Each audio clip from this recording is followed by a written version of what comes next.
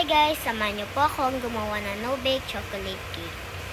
Una po, nilagyan ko muna po siya ng fudge bar sa may iisang lalagyanan.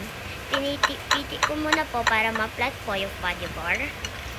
And nilagyan ko din po siya ng gatas.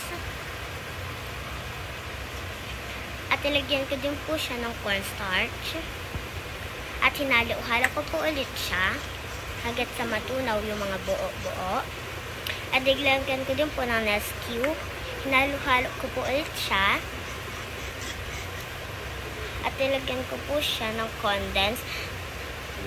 Kalahati lang po na tasa. And hinalo-halo ko po ulit siya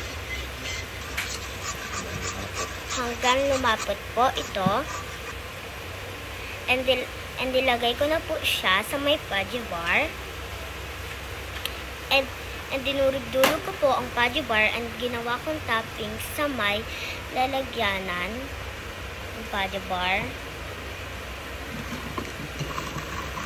And pinalamig ko muna po siya sa freezer. Ayun lang po. Thank you po sa panonood.